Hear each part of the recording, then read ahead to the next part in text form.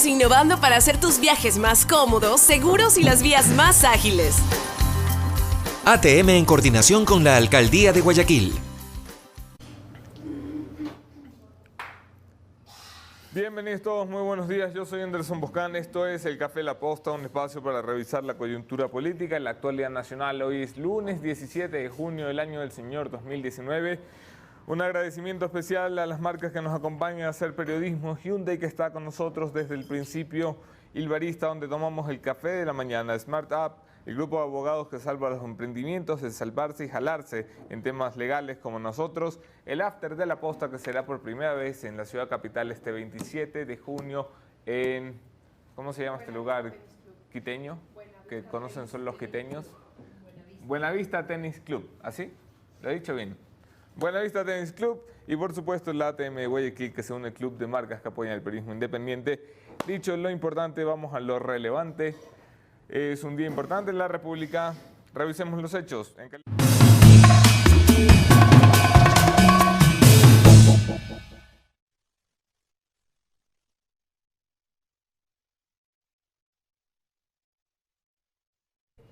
Diario La Hora, de su versión local en Tungurahua, reporta que el presidente de la República se dispone a nombrar a la ex asambleísta Ana Galarza como gobernadora en la provincia.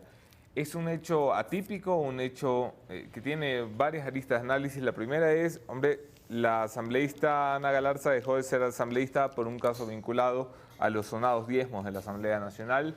Fue un caso oscuro, un caso opaco, un caso en el que nunca se comprobó ni la una ni la otra versión, pero justo es esta la semana en la que un informe de la UAFE al parecer detecta más de $2 millones en transferencias en la ex asesora de la ex asambleísta Ana Galarza, y según la parte denunciante esto es injustificado y pedirán que se le procese por distintos delitos.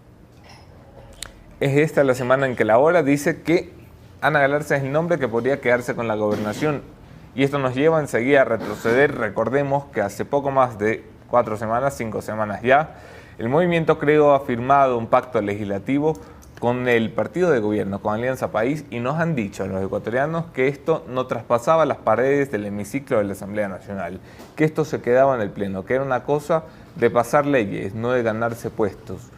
¿Qué hace entonces una opositora del Movimiento Creo, siendo el nombre más sonado para la gobernación de Tungurahua? Es algo que tendremos que aclarar. Solo para que quede en grabadora, ni la asambleísta Ana Galarza ni Carondelet han aceptado a la publicación de La Hora como de total certeza o algo escrito en piedra. Al parecer es el momento previo a la designación, una gran posibilidad. Habrá que ver, me cuentan ustedes qué piensan. Mientras esto pasa en el mundo político, en el mundo de verdad, la gente se está matando.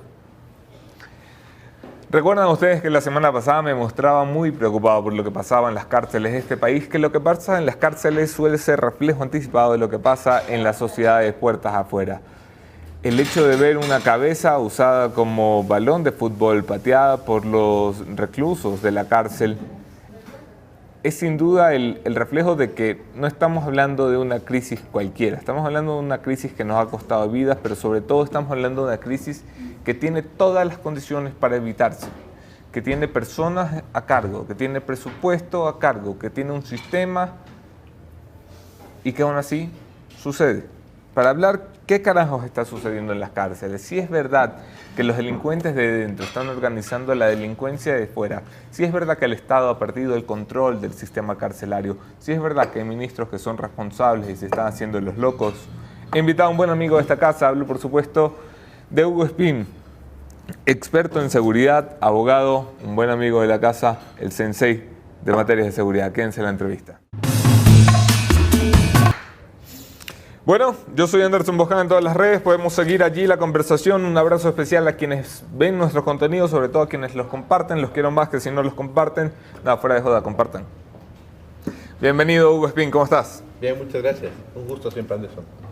Hombre, ¿por dónde empezamos con esto? Porque no es una cuestión de la última semana, ni siquiera es una cuestión de la última vez. El sistema carcelario viene en una degeneración constante que ha llegado a puntos indescriptibles como lo que hemos visto en los vídeos últimamente. Pero esta explosión de violencia como tal no la habíamos vivido antes. Aunque el gobierno diga que es una vaina que se arrastra de años, pues no, yo no recuerdo haber visto la cabeza de alguien siendo usada como balón de fútbol en un caos interno. ¿Qué motiva esta explosión? ¿Qué hace que de la noche a la mañana nos tengamos que sentar aquí a dedicar este programa, en lugar de hablar de cómo vamos a arreglar el problema financiero de este país, hablar de cómo hacemos que no nos maten a la gente que está en las cárceles? Bienvenido. Muchas gracias. Bueno, yo creo que el tema de las cárceles, primero, no es un tema nuevo. Ya en el 2006, Jorge Núñez Vega, que es uno de los investigadores de la Flaxo, hacía un extenso análisis sobre la situación carcelaria, que no ha variado mucho desde esa época hasta la presente.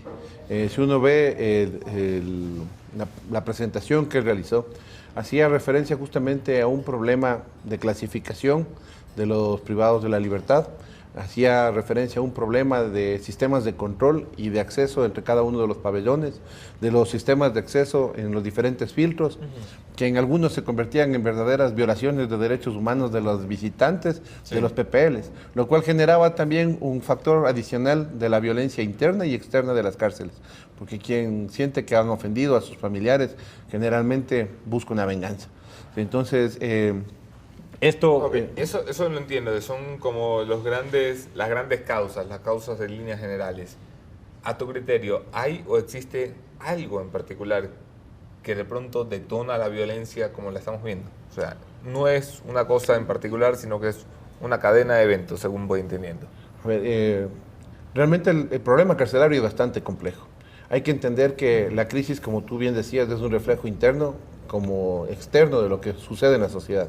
En lo interno realmente todo se acumula porque lo que está sucediendo, las bandas, las organizaciones delictivas que han sido detenidas y que se han puesto en el tema de rehabilitación social, entendiendo un elemento fundamental: las cárceles no deben ser conceptualizadas como el basurero de la sociedad, donde se recoge y se bota para olvidar a los seres humanos que incurrieron en cualquier delito. El concepto de las cárceles o de los privados de libertad es un concepto de rehabilitación social, es decir, que estas personas, en muchos de los casos, sin un oficio que les ha llevado a cometer delitos, de alguna manera puedan tener una alternativa diferente que les permita reinsertarse a la sociedad como un ente productivo. Uno de los elementos que han sido expuestos en esto es justamente la reducción de presupuestos en actividades productivas y de capacitación al interior de los centros de rehabilitación. Otro de los problemas que tenemos es un hacinamiento, y otro de los problemas es que efectivamente hay una mala clasificación de los privados de la libertad, que hace que entren en conflicto y sean su terreno de batalla los propios lugares de privación. Pero hay un factor adicional que también es importante. Dentro de las cárceles existen verdaderas mafias de control de quienes ingresan a los centros de privación, y se extorsiona para garantizar la seguridad de quienes están dentro de las cárceles. Vamos, que estamos entrando en materia. Decía el ministro Santiago Cuesta en sus primeras reacciones a esta crisis: hay un juez que ordena el traslado de alias El Cubano, quien finalmente es asesinado. ¿Qué podemos hacer? O sea, el gobierno tiene que respetar esa orden judicial. El señor estaba en otra parte porque consideramos prudente que estuviera en otra parte. Un juez nos ordena trasladarlo a un pabellón de menos seguridad, pasa lo que pasa. Esto, palabras más, palabras menos, no es pedo del gobierno, esto es un problema de Estado. Es decir, hay varias funciones del Estado metidas en la pelea. A la final no pasaría lo que pasa si el gobierno cumpliera su principal rol, que es evitar que nos metan fusiles y armas que puedan matar a alguien en las cárceles. Digo, yo no soy un experto carcelario, pero algo de lógica tengo y uso. Si el gobierno cumpliera su tarea, no habría un arma con el que matar a alias El Cubano, por mucho que lo metan a la cárcel que lo metan. ¿Tú ves aquí a un gobierno intentando deslindarse de responsabilidades, o lo ves a un gobierno volcado para ver cómo se arreglan las cosas? Bueno, esta crisis ha conllevado también a un cambio del director. Se le ha asumido, o más bien dicho, ha asumido en este momento un ex general de la policía, un general en servicio pasivo, el general Edmundo Moncayo, a quien realmente como ecuatorianos le auguramos éxitos de una tarea bastante compleja. No es una arista. Yo creo que uno de los elementos fundamentales que tenemos que tomar en cuenta es que dentro del tema carcelario hay una multiplicidad de instituciones que tienen responsabilidad directa sobre qué es lo que sucede dentro de las cárceles. Y lo que hay que establecer primero es cuáles son las funciones específicas de cada una de ellas. Yo no creo y nunca he creído que militarizar ningún área sea una solución. Yo creo que las Fuerzas Armadas tienen un papel específico dentro de lo que establece la Constitución y de la capacitación de la que son objeto. Porque no nos olvidemos que los militares en ningún caso, y he hablado con muchos de ellos, ni siquiera las unidades de élite están capacitadas como tal para hacer ni registros ni requisas dentro de centros de rehabilitación social. Tampoco se consideran filtros internos o externos, porque los militares cumplen una función específica de resguardo de la seguridad interna. De la soberanía nacional y están preparados básicamente para matar, hermano. O sea, sí, y la seguridad interna cuando se ha desbordado las instituciones regulares. Total. Entendamos una cosa, la primera institución que está llamada a manejar el orden interno de las cárceles no es la policía. Es justamente lo que son las personas especializadas, o que deberían ser, que era la famosa escuela de guías, que fue cerrada, que es también uno de los problemas, y la cantidad de personal que está a este momento asignado para cubrir a los más de 40.000 privados de la libertad que tiene el país, ¿sí? Con cerca de 2.000, me parece, guías penitenciarios. Eso, para los que no estamos en el mundo, Hugo, ¿eso es mucho o eso es poco? O sea, 2.000 guías para 40.000. Es poco, sí. Más aún cuando las funciones tienen que ser específicas y además, como funciona en el resto del mundo civilizado, quienes responden en primera línea ante un acto de violencia al interior de un centro de privación de la libertad son este personal especializado con equipos de respuesta ante los hechos violentos. Y cuando ellos son superados, interviene la policía. Porque lo que se genera como un problema es cuando nosotros llevamos a lo excepcional a lo cotidiano. Cuando un grupo como el GIR tiene que estar haciendo guardia dentro de una cárcel de máxima seguridad, y termina siendo esta cotidianidad el que los mismos privados de la libertad pierdan inclusive el concepto del principio de autoridad o de línea final que significa un grupo táctico. Porque si yo lo veo todo el tiempo cumpliendo una condena conjuntamente con los privados de la libertad... Le perdí el miedo y el respeto. Así es. Y cuando esto sucede, tenemos 19 policías detenidos de un centro de rehabilitación. Y son entregados con lesiones menores, ¿sí? Por decisión de los privados de la libertad. No porque las circunstancias les permitieron salir de ahí indemnes de una situación tan grave. En otros lugares, como Brasil, por ejemplo, eso no hubiera sucedido. O sea, lamentablemente las respuestas históricas han sido que cuando los policías son capturados, normalmente son flagelados o asesinados. Entonces, estos riesgos innecesarios, y más aún, el ingreso sin los medios necesarios, también pone en riesgo la integridad de quienes también son seres humanos y de quienes tenemos que tener la misma precaución de igualdad de condiciones de quienes se encuentran privados de la libertad. No nos olvidemos, perdón, y solo con esto, los privados de la libertad dependen 100% del Estado, en su seguridad, en su parte médica, en su parte alimenticia, porque están privados de la libertad. Y si no tienen un familiar externo que se preocupe por ellos, dependen 100% del Estado. Cuando el Estado no puede cumplir con esas funciones, ¿sí? Están violándose de manera especial derechos de quienes están en una condición de desigualdad frente al común de los ciudadanos. Y un tema fundamental, los policías cumplen una función específica dentro de la sociedad, que es poner a las personas en condición de privación de la libertad, porque ellos son los agentes encargados de hacer cumplir la ley. Entonces, exponerles, en muchos de los casos, a quienes los detuvieron, sí, para mí es un despropósito. Si esto no se arregla metiendo militares, que para muchos es la mano fuerte, o sea, yo quiero que entendamos también la concepción de quienes nos están mirando y dicen, hombre, meter un militar tiene que darte algo de temor y respeto cuando estás dentro, y se supone que si hay alguien en un país preparado para cortar a rajatabla una actividad delictiva, son los militares, en el imaginario popular. Meten militares, meten policías, y con militares y policías dentro pasa lo que pasa, hay secuestros, muerte, incineración de una persona, violencia bárbara. Si militares y policías no son la solución, ¿qué hacemos aquí? ¿A quién metemos? A Batman. En realidad lo que tenemos que tener claro es que dentro de un centro o dentro de un esquema en el que interviene policías y militares tienen que haber protocolos de intervención definidos.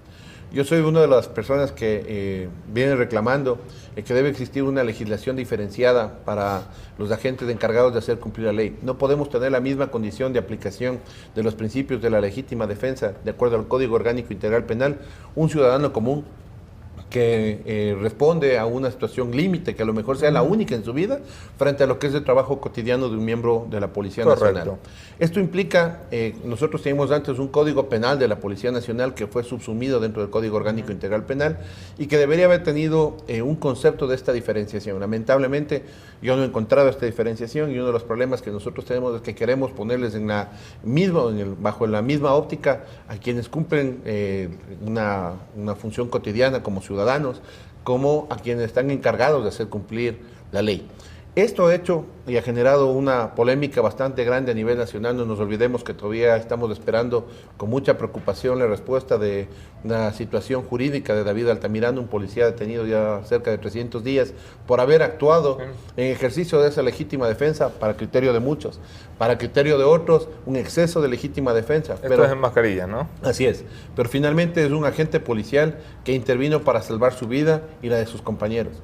En otros lugares del mundo sería reconocido y sería condecorado. Aquí tenemos que enfrentar, privado de la libertad, una situación diferente. Cuando hubo el caso del Turi, el policía que para evitar justamente uno de esos ajusticiamientos internos dentro de las peleas dentro de los PPLs, disparó una granada lacrimógena impactando en la cabeza de uno de los que estaba en conflicto, le causó la muerte.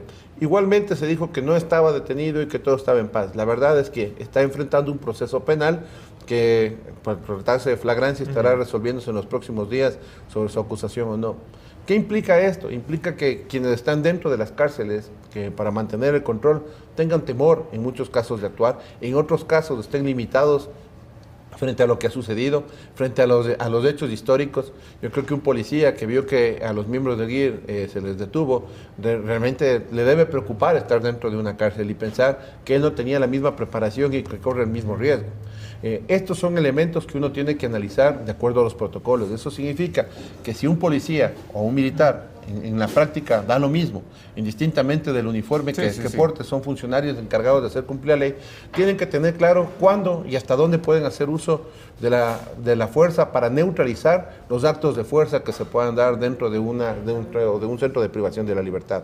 Hasta dónde se puede actuar como para neutralizar una agresión, ¿sí? Y cómo se debe hacerlo. ¿Cómo puede desplegarse o cómo debería tenerse dentro de los centros de privación equipos tácticos pero propios para neutralizar una acción puntual? Porque no es necesario desplegar fuerza letal ante un evento donde no amerita el que estos hechos se den.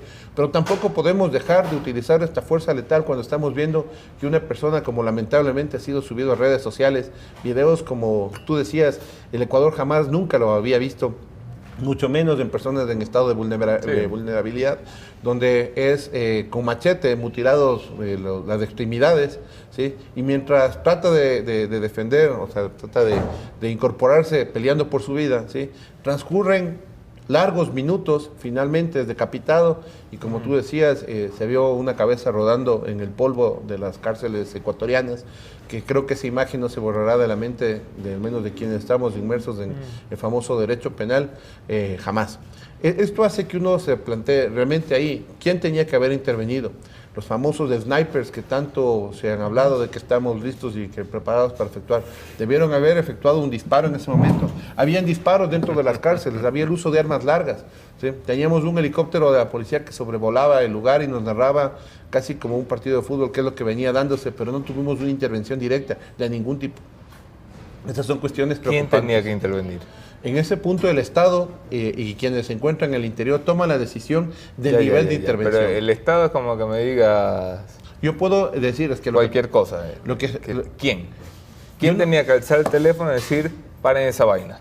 Bueno, el paren esa vaina, no nos olvidemos, estábamos de un delito flagrante que se estaba desarrollando. Y al ser un delito flagrante que se estaba desarrollando, intervienen todas las condiciones que establece el Código Orgánico Integral Penal. Una es la obligación del deber objetivo de cuidado que tienen todos los miembros de la Policía Nacional. Nadie tenía que alzar el teléfono. Bueno, las disposiciones tienen que ir, creo que en una cadena de mando. La cadena de mando tiene que partir de quien se encuentra en territorio, informando lo que está sucediendo, e ir elevando. La Dirección de Operaciones de la Policía Nacional, el Comandante General de la Policía, en el caso del mando militar que mantenían cercos externos.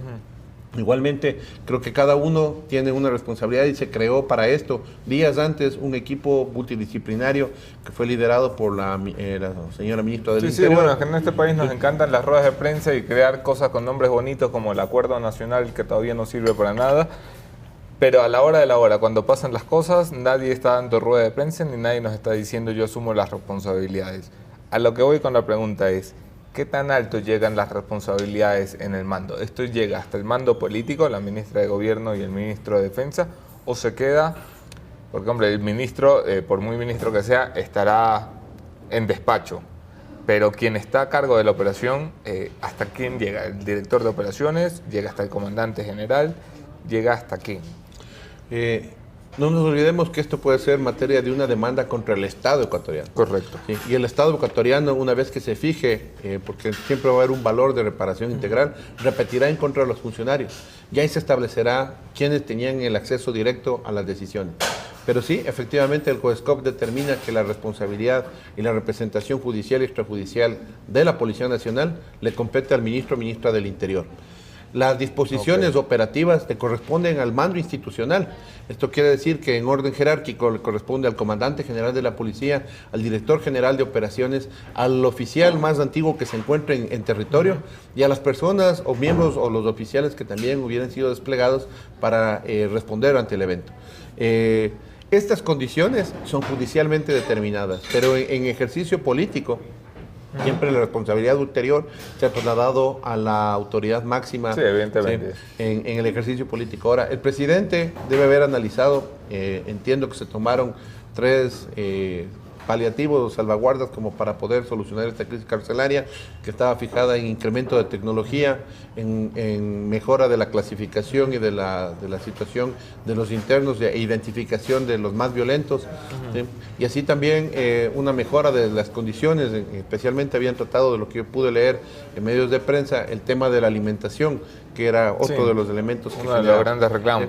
Ahora hay que ver un poco más de atrás, ¿no? O sea, en la cárcel, por ejemplo, de La Tacunga o en los nuevos centros, hay muchas falencias constructivas que hacen que los reos tengan acceso de las varillas a armas.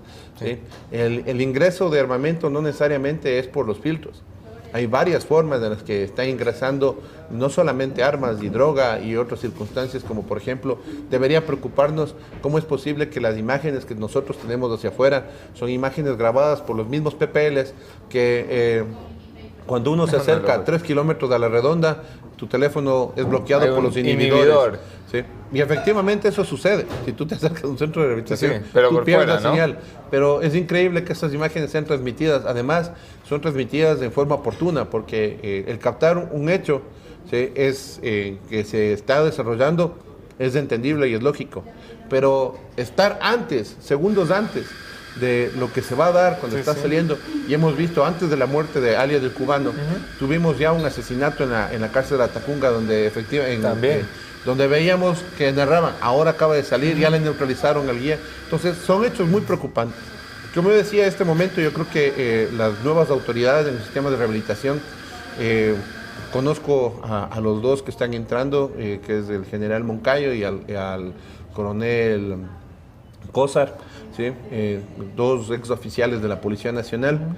Del coronel Cózar yo puedo decir, tengo el gusto personal de haber tenido una interrelación con él como comandante del Grupo de Intervención y Rescate, un oficial impecable que ya estuvo en el sistema de rehabilitación, que conoce la problemática de la rehabilitación social, y aspiro y creo que él tiene muchas ideas muy aplicables a la realidad, porque también esto es una cuestión de realidades.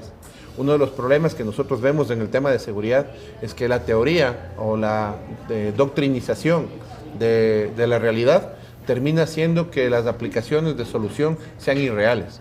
Y este es uno de los temas que más preocupa desde el punto de vista práctico, ¿no? Al ciudadano no le interesa quién o cómo se ejecutan las acciones de control, sino que se las hagan. Si es que nosotros estamos pensando si esto le corresponde a la UIAD, a la ULCO, a nosotros como ciudadanos no nos interesa.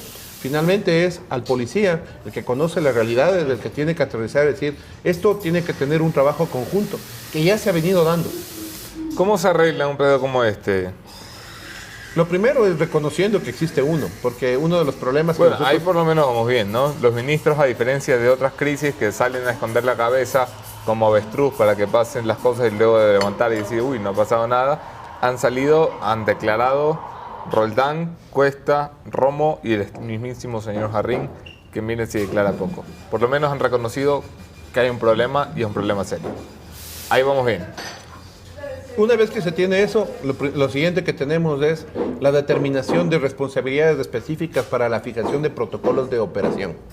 ¿Qué quiere decir esto? Si yo tengo intervenir el Ministerio del Interior, el Ministerio de Inclusión Económica y Social, tengo el Ministerio de Finanzas, tengo a Rehabilitación Social, con lo que fue el Ministerio de Justicia, tenemos el Ministerio de Educación, como entes que están en torno a lo que es el sistema de rehabilitación social. Repito, no podemos pensar que las cárceles son un basurero de la sociedad. Tenemos que pensar que son seres humanos que requieren la atención prioritaria, ¿sí?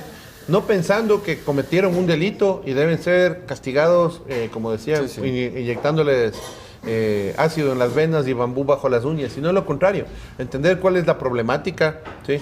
Que el derecho penal es un derecho punitivo, pero también es un derecho que busca la rehabilitación y la reinserción de esas personas al cumplimiento de las penas.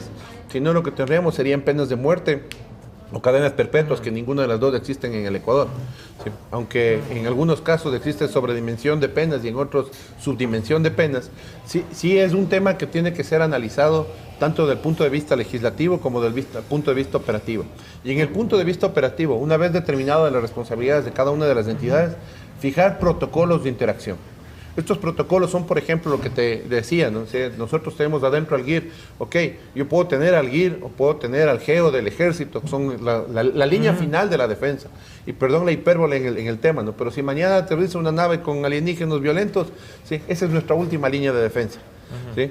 Cuando nosotros tenemos a esa última línea siendo la regularidad, estamos cometiendo ya un error. Ellos tienen que seguir siendo la última línea y la intervención en caso de situaciones límites como las que se dieron. Segundo es tener una respuesta local, es decir, en el lugar tiene que haber personal preparado como para poder salir y con fuerza neutralizar acciones de fuerza. Pero Hugo, si estos guardias no pueden tener armas, ¿cómo carajos le hacen frente a delincuentes que sí están armados? A ver, el tema es que el uso de un arma de fuego de tipo como las que hemos visto, pistolas, fusiles, revólveres, obliga a que la neutralización se haga con un medio no equivalente, sino necesario para su neutralización. ¿Sí? Esto implica que, como dice los principios de la legítima defensa, la utilización racional del medio empleado. Es decir, que el medio que yo decida utilizar sea el suficiente para neutralizar la agresión, ¿sí? Y que con eso se retome la tranquilidad. Ahora, creo que es lo que quiso decir la ministra, que hay herramientas que son menos lesivas, como por ejemplo las armas neumáticas. Sí, armas no letales. Menos letales, porque igual matan. Si tú disparas una munición que es disparada con aire comprimido a corta distancia a la cabeza, claro, igual le vas a matar. El tema es que tienen protocolos de uso. Internacionalmente han sido bastante eficientes el uso de esto con municiones, por ejemplo, las bolas de pimienta, las pepper balls, ¿sí? Que es un impacto que genera una lesión controlada con gas pimienta que permite la neutralización de personas violentas con armas blancas, por ejemplo. ¿Sí? Porque sería una locura que yo vaya a dispararle bolas de pimienta neumáticas a una persona que tiene un fusil que le acaba de quitar a un grupo, a uno de los miembros de un equipo táctico y que lo está disparando además, ¿no? Sí. Entonces, hay un grado de proporcionalidad, racionalidad, y a esto depende mucho el entrenamiento. Por eso aquí empieza, para hacer un despliegue, tiene que haber protocolos. No podemos pensar que un negociador de la UNACE es el que tiene que entrar a negociar con un tema de toma de una cárcel. ¿Por qué no? Porque las condiciones son totalmente diferentes. Y yo personalmente creo que tiene que ver... Porque la UNAS es experta en secuestro extorsivo y esto no es... Es un secuestro extorsivo de alguna manera lo que se está dando, pero las condiciones de resolución son diferentes. Y las condiciones de negociación o el tipo de negociación es diferente. Por eso hay especialización. Si ustedes ven, y creo que uno de los sistemas más conflictivos, pero también más controlados dentro de lo que es el mundo en general, que es el sistema federal americano, tiene un sistema de respuesta interno carcelario para los hechos violentos. Y va escalando. ¿sí? De hecho, las consecuencias son internas y externas. Internas porque los PPL son reubicados inmediatamente en condiciones diferentes y mucho más duras o rígidas de las que se encontraban originalmente. Y externas porque enfrentan nuevos procesos por las acciones ejecutadas. Correcto. ¿Sí? Pero ¿de qué tiene o cuál es el sentido de ponerle a una persona que tiene, como ya ha sucedido en nuestras cárceles, tiene 35, 40 años y tiene una sentencia ya de 40 años por varias muertes violentas, ¿sí? ¿Qué sentido tiene que esta persona se mantenga en un mismo sitio y que se convierte, perdón la expresión, en un sicario dentro de un sistema de rehabilitación? Le llaman los come muertos dentro del sistema penitenciario, ¿no? Así o sea, es. hay gente que está condenada a 40 años y son precisamente los que se contratan como sicarios porque no le pueden caer más años. Le da igual que haya matado a uno o que haya matado a 20. Eso no tiene solución en el corto, mediano plazo. Sí tiene, porque lo que tienes que hacer es reubicación y conceptos diferentes. Por ejemplo, las clínicas de conducta están destinadas a analizar la situación de internos que tienen una condición que no necesariamente es correlacionada con el delito cometido, sino con su forma de reaccionar ante eventos que se producen, que pueden ser muy violentos, ¿sí? Pero pueden haber ingresado por un delito de estafa, pueden haber ingresado por un delito de violencia intrafamiliar que se consideran de menor riesgo. ¿Sí? Pero su accionar interno es el que determina la necesidad de una reclasificación. Para eso está el régimen interno penitenciario e inclusive los jueces especiales que existen al respecto para poder garantizar la seguridad de los demás reos frente a personas que son o requieren de un tratamiento diferente. En muchos de los casos la actividad o la falta de actividad al interior puede ser uno de los factores. Fuera de las cárceles, Hugo, porque entramos a la recta final de la conversación, fuera de las cárceles, ¿cuál es el mayor peligro o amenaza que se mira cuando hablamos de bandas delictivas? ¿Seguimos mirando al narcotráfico como una cosa lejana, de paso por el país? ¿Seguimos mirando el secuestro de ciudadanos de forma temporal como una prioridad? O sea, ¿en qué nos estamos enfocando fuera de las cárceles? Bueno, yo creo que hay tres factores que son desencadenantes de la sensación de inseguridad. El primero de ellos es el robo menor cotidiano. El robo que a uno le hace, sí, el del celular, el de la ruptura de la ventana, el que se hace en las esquinas, cuando hay factores de riesgos que no han sido atendidos. ¿Sí? Nosotros tenemos un riesgo cotidiano, ¿sí? Que es de bajo impacto, pero que genera mucha sensación de inseguridad. Un segundo factor que tenemos es el incremento de las bandas, de la pugna de bandas que ya están a un nivel mayor, que son microtráfico, que genera ya delitos violentos. Estos delitos violentos, que es lo que está combatiendo, yo creo que la policía hoy se ha focalizado bastante en esto, y hemos visto que se han dado acciones de neutralización muy efectivas de bandas de microtráfico, que son las que generan la inseguridad en los barrios, en las zonas en donde uno reside, porque el microtráfico nos afecta a todos, ¿sí? Y en los efectos multiplicadores de este. Y el macro del macrotráfico, que es el que termina, si nosotros hacíamos un ejercicio bastante sencillo, el año pasado se capturaron cerca de 96 toneladas de droga. Si tú le multiplicas eso por el factor que pone la DEA como el valor de la droga en Estados Unidos de alrededor de $65,000 por kilo, ¿sí? Y lo multiplicas por 96,000 kilos que fueron capturados, tienes algo así de 7,000 millones, 6,000 y pico de millones de dólares que le golpeaste a las organizaciones delictivas. Eso se va a ver reflejado en violencia social, sí o sí. Y ese es el factor que se llama la tijuanización, cuando la violencia extrema de los grupos o de las estructuras delictivas mayores llega a afectar a toda la sociedad. Ya no es un hecho de un grupo aislado, sino que afecta a toda la sociedad. ¿Hay riesgos aquí de que la violencia se traslade hacia la sociedad? Estamos con un incremento en el número de muertes violentas. Estamos en este momento vivenciando situaciones que no se habían dado en el Ecuador. La muerte mismo de alias del cubano y de otras muertes al interior de las cárceles nos expone una realidad diferente y también la necesidad como Estado de adoptar acciones diferentes. Yo creo que uno de los elementos fundamentales es recuperar la estructura interna de que las unidades tácticas tienen que ser utilizadas como línea final y dándoles el apoyo para que sean línea final. Eso quiere decir que tengan la capacidad no solamente operativa, sino legal, como para intervenir con la fuerza necesaria para neutralizar una agresión. No más allá de eso, pero tampoco menos de eso. Porque si una unidad táctica entra a verbalizar, es que estamos cometiendo un error. Una unidad táctica es una respuesta final. Entra a actuar. E igualmente lo que nosotros tenemos que ver es el empoderamiento del policía, que es el policía común, el policía preventivo. Nosotros tenemos que entender que está totalmente preparado para solventar cualquier problema. Hasta que él tenga un problema que lo supere y llame a las unidades especiales. Mientras tanto, hay que darle ese reconocimiento y ese empoderamiento al policía cotidiano, porque está preparado para ello. Para eso se capacitó como Policía Nacional y el Estado le dio las herramientas, o se pretende, al menos jurídicamente, de que cuenta con las herramientas necesarias para realizar su trabajo. Por lo menos eso nos dicen Hugo Espín, La señores. doctrina. Gracias por estar aquí, gracias a ustedes Anderson. por mirarnos.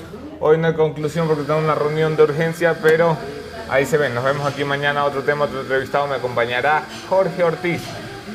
Analizamos el caos un poco más allá de la seguridad.